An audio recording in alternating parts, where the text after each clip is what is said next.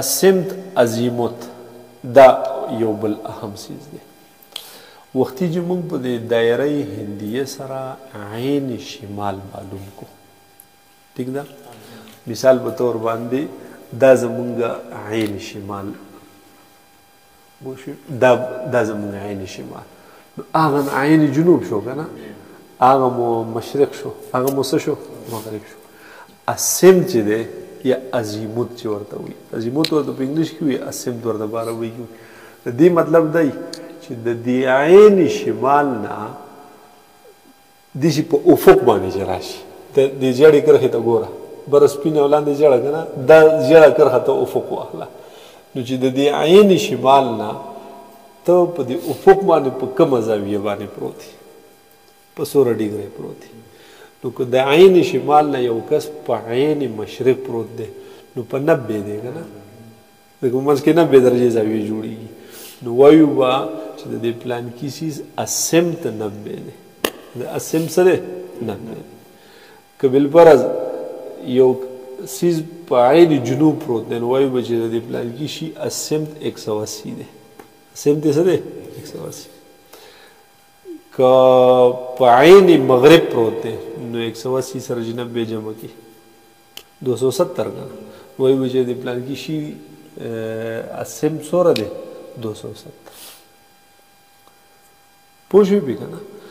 دا به زموږ انتهایي زیات په رؤیت هلال کې په کار راځي چې موږ سپوږمۍ ګورو چې یاره نن سپوږمۍ قابله د لیدلو ده که نه ده آلاتو معلومه کړه چې قابله د لیدلو ده ځکه د غروب د شمسو شو دا د افق د پاسه ده نو اول به معلوم کړو چې د دې السمت به صحیح پوه شوې پې نو چې السمت د دې څه و نو شمال به موږ مخکې نه معلوم کړی نو بیا به د شمال نه د مخکې نه د مازدیګر ماسپښین کې به ځان له هغې السمت باندې یو کرښه راکوو نو ماښام چې ورته ګورو په دقې کرښې به ورته داسې ولاړ یو پوه شوې پې لکه بالفرض دا په 270 باندې وه یا په 260 باندې وه نو د عین شمال نه به زه 260 زاویه جوړه کړم داسې ټیک شو نو چې هغه مې جوړه کړم داسې یو کرښه به راکاږم ځان ته نو په دې کرښه به زه ماښام ودرېږم سپوږمۍ به ګورم ښه پوه شوې بل د سپوږمۍ او د سپوږمۍ چې ته اینې رؤیت د هلال کې نو د نور نه فرق لره به کوم لوی دخل وي اوس به معیارات راشي بیا چې یاره البیروني وایي چې یاره دوره فرق پکار دی پلان کې وایي دوره فرق پکار دی پلان کې وایي دوره فرق پکار دی که نه چې نور به دې ځای غروب کوي نو سپوږمۍ به دې ځای غروب کوي بیا به د لیدلو قابله 5 ډیګرۍ 10 ډیګرۍ 15 ډیګرۍ مختلف فرقونه یې راتلی شي نو د نور السمت هم معلوم ده د سپوږمۍ هم تا چې معلوم کړو نو چې نور په 270 پرېوځي او سپوږمۍ په 265 پرېوځي او تا ته چې کوم سړي شهادت وکړو چې وروره ما خو قرآن قسم کوي چې ما سپوږمۍ لیدلې ده تا ورته وایي په کوم ځای لیدلې وي په دې ځای تا د هغې ځای السمت معلوم کړو هغه 250 پوه شوې پې سپوږمۍ ده په دغې ټایم کې د غروب آفتاب په ټایم کې په 265 باندې هغه تا ته وي په 250 نو په دې طریقې سره به دا غلطي راونسي وروره خطا کېږي پوه شوې پې نو چې دا په کوم ځای ده او په هغې ځای که ته د ده دا خبره منې چې په 250 دا وایي چې او صحیح ده منې نو چې بیا د څوک وایي چې هغلته مې لیدلي هم به یې منې کوی چې اسمان په منځ کې مې لیدلي هم به یې منې پوهېږي پې که نه چې په کوم ځای ده په هغې ځای ده چې په کوم ځای ده نو د هغې نه اخوا دېخوا نه ده د هغې نه اخوا دېخوا چې څنګه ډېره نه ده نو لږه هم نه ده په هغې ځای باندې ده نو دا السمت چې زمونږ په کارېږي دا به زمونږ ډېر زیات په کارېږي په رؤیت الهلال کې رؤیت هلال ته چې ځان ته نقشه جوړو چې زه به یې څنګه اینم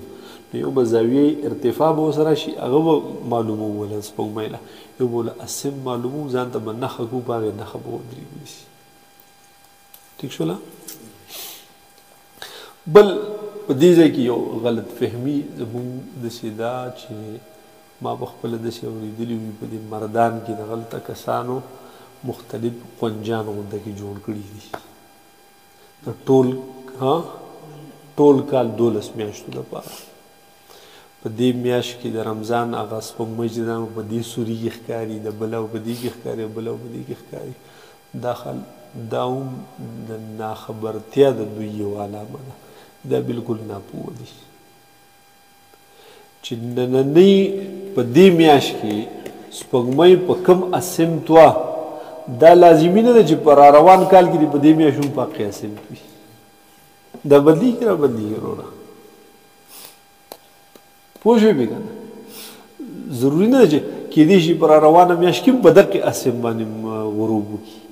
او په دغې ځای ښکاره شي په بله میاشت کې نو دا لازمي نه ده چې په کومه میاشت کې په کوم ځای ولیدلی شوه نو راروان کال به په دغې میاشت کې هم په دغې ځای باندې وي دا لازمي هغه نه ده پوه شوې بې که نو هغه بیا حقې ځای کې ورته ګوري او داسې چې سړی داسې څیز ګوري کله وسوسې غونده کې هم شي هر شی ورته بیا سپوږمۍ ښکاري هر شی ورته سپوږمۍ ډوډۍ ورته ښکاري نو دغه خبره ټیک نه ده ځکه د دې دا بالکل ځایونه بدلوي خپل ځایونه څه کوي هغه بدلوي یو کال 12 میاشتې به د غروب ځای یو وي مثال یو میاشت یو بل کال به بالکل د 12 واړو میاشتو نه مختلف راتللی شي داسې اسم دایۃ الافق پر شمال سے مشرق کی جانب ناپے جانے والے درجات کو اسمت یا عزیمت کہا جاتا ہے اس میں نقطہ شمال 0 نقطۃ المشرق 90 نقطۃ الجنوب 180 اور نقطۃ المغرب 270 درجات شمار ہوتے ہیں پوه شوې بې په دې حساب باندې به ته قبله معلومې بیا د قبلې زمونږ د بنیر دپاره 253.98 اسم دی د قبلې خو پیکس د کعبه خو د یو ځای نه بل ځای د ځي نه که نه نو د شمال نه چې 253.9 ډګري ته زاویه جوړ کړي د هغې د قبله ده پوه شوې بې یا که 254 والا نو که دغه دوره 254 نه جوړې دا ټوټل خو 360 دي که نه د 360 نه 254 بل پي که تو 106 نو د مغرب طرف باندې 106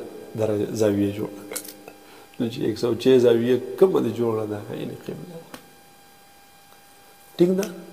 دا بیا د نور د سوري نوم ته معلومولی شي د نور د سوري نوم به یې داسې معلومي او موبایل دې راکړه هغه شیز پکې راواړوه نن اسم دی په دې کې د سیکنډ ورکوي داسې دې ته ګوره عظیمت په دې ټایم کې نور چې دی دا په 294.7 دی یعنې دی د عین شمال نه په څو درجې دی 294 باندې ښکته تللی دی خو د یو بوق ته راوخېږي او سیده جو په 294 باندې دی پوه شوې نو د ورځې چې ته د نور نه قبله معلومې نو د نور اسم ته معلوم کړه چې څه دی نو خپله زاویه قبله دې معلومه کړې ده چې 254 ده او دلته د نور اسم څه شی دی 250 دی مثلا پوه شوې نو یو ډکی ودراو په دې ځمکه چې ډکی دې ودراو د ده دا سوری چې کوم طرف ته دی د دې معنا دا ده چې دا ځای چې دی دا د شمال نه به 250 دی په څو دی 250 او قبله دی په 254 ده په دقې ځای کرښه راکاږه او ډي پي کې د 4 درجو زاویې جوړه ده سیده قبله شو څه به پته پوه شوې په دقې چیز په مدد سره اړو بل څه ته بس ځه اسم دې معلوم کو 200 بالفرض 250 ورځې یا مثال په طور ابل ورځ مونږ بره ځای غره ته ختلی وم یو درنګ ته پای کې معلومه نو په هغه ټایم کې 226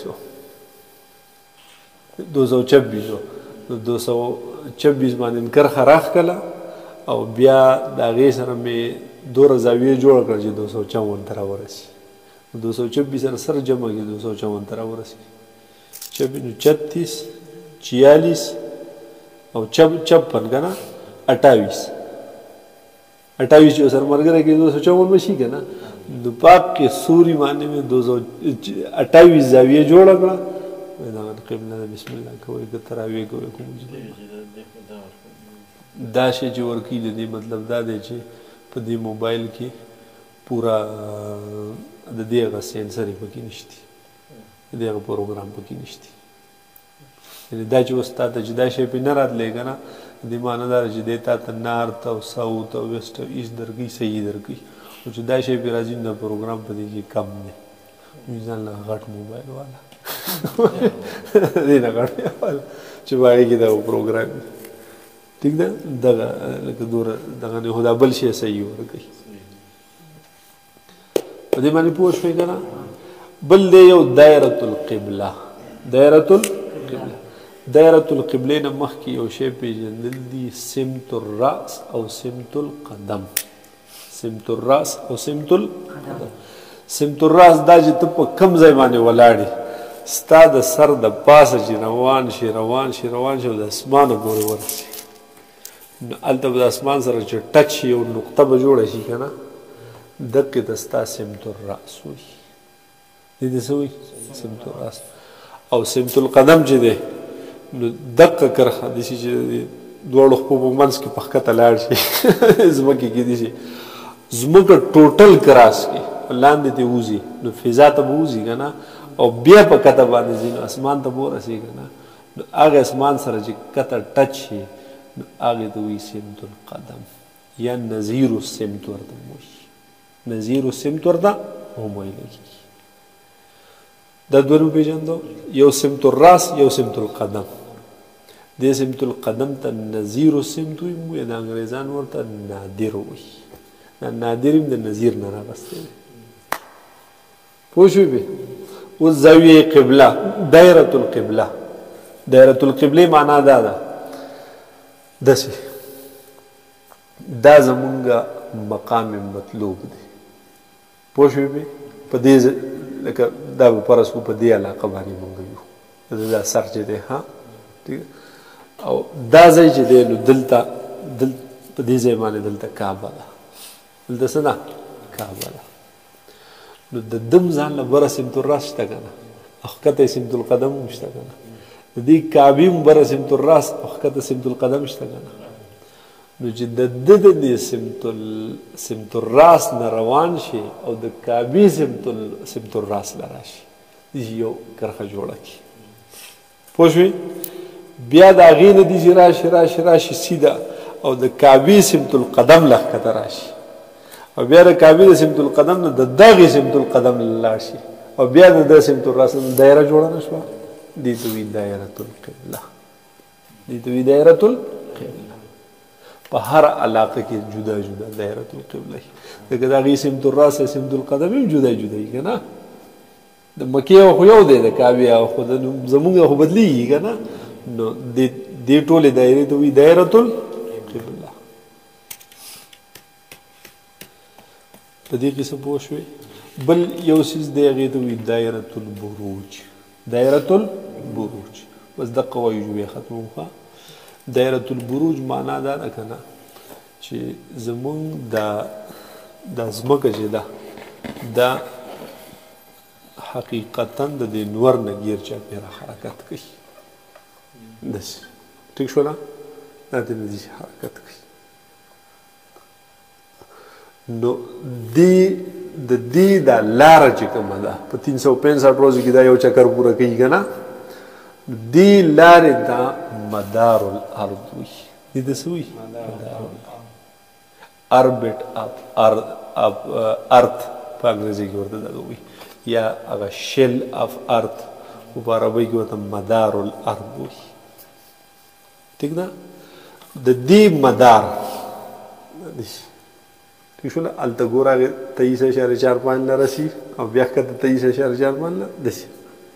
داسې راځي ښه ٹھیک ده د دې مدار الارض په محاذات کې دلته په اسمان کې هم یو دایره جوړېدلی شي فرض کېدلی شي که نه نو هغې دایرې ته په اسمان کې چې د دې دایرې د دې مدار الارض په محاذات کې چې په اسمان کې هلته کومه دایره ده هغې ته وایي دایرة البروج هغې ته وایي دایرة البروج پخوا به د کلونو د میاشتو حساب په دغې دایرة البروج کې هغه په دې شي به یې کو چې دا ځمکه چې اوس دا نور دی دا ځمکه ده ټیک ده نو دلته په اسمان کې په دې ځای سره مخامخ دغلته د ستورو یو جمګټه ده ټیک ده نو دغې ستورو د هغې جمګټې نه دوی داسې هغې له شکل غونته کې ورکړی لکه مثال د زمري شکل یې وله ورکړی ټیک ده جو بیا چې دا پر روانه میاشت کې بیا به داسې لږ حرکت وکړي چې یو میاشت پې تېره شي که نه بیا هلته بله یو ستوري خو دنیا او اسمان ترې ډک دی که نه نو دې ته چې مخامخ کوم ستوري هغې له یو شکل غونته کې ورکړو یو نوم یې ولم کېښود د دې د زمري شکل جوړاو جو د دې اسد نوم شو هغې د غویي شکل جوړاو جو د دې ثور نوم شو هغې بل شي بل جوړاو جو هغې د اسد او سنبله او مختلف نومونه دي په دې اخبار کې راځي کله پوه شوې شکلونه یې ورسره هم داسې کاږه واږه ورکړي او هغه نومونه یې ورته هم لیکلي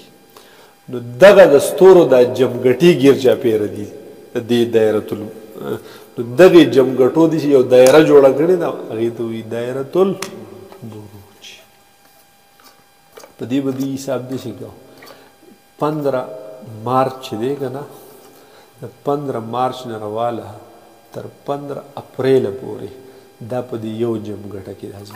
ځمکه خو دلته په خپل مدار کې روانه ده هلته په یو جمګټه کې دا داسې ځي نو د 15 اپریل نه دا بل ګروپ د ستورو ته ور واوړي د 15 اپریل نه تر 15 مئی پورې بیا د 15 مئی نه تر 15 جون پورې دا بل ته ور واوړي د 15 جون نه 15 جولای ته بیا بل ته ور واوړي نو چې په کم ټایم کې دا په کم جمګټې ته مخامخ وی نه شي لیدل باقي لیدل شي پوه شوې پې هغه باقي چې لیدل شي بیا په دې غټو دوربینګانو ټیلیسکوپو باندې لیدل شي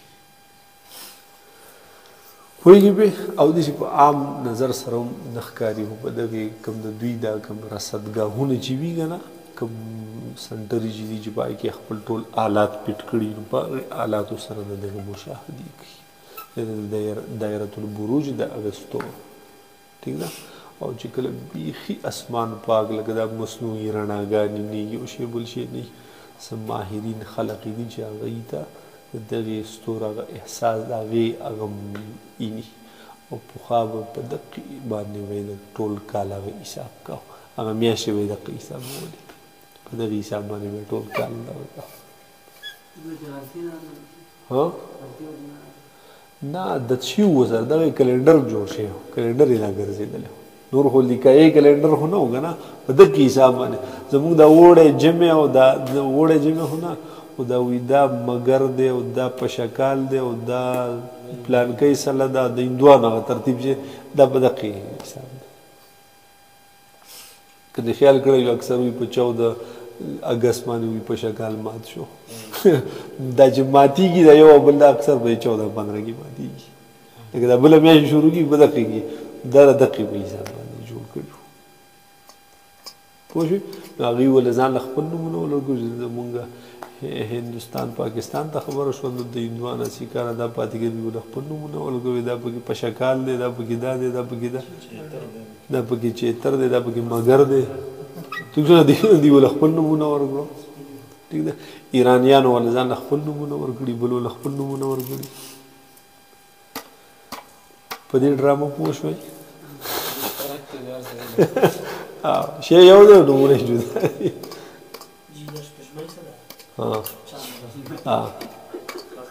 سپوږمۍ یو شی دی مثال د په 14 یا نه وي دینه مخکې مثال د 2 ورځې دی یا د 1 ورځې دی چې دا مشکل ښکاره وي بلکې داسې ګول تحلیل داسې بدله وي چې دا په کوم انداز باندې موږ ته بس جواتېږي دا ګول لیکه داسې دا خو مستقل د روغې ورځې سبق به په دې باندې وایو خپل که نه حالات پرې ټول وایو خو داسې دی چې دا کوم چې موږ ته ښکاري که نه سپوږمۍ ټوټل ده او موږ ته صرف هغه حصه ښکاري که نه چې په کوم باندې د نور پې پرېوځي او موږ ورته دې خوا مخامخ یو داسې ګوره هغه راډ بند کړو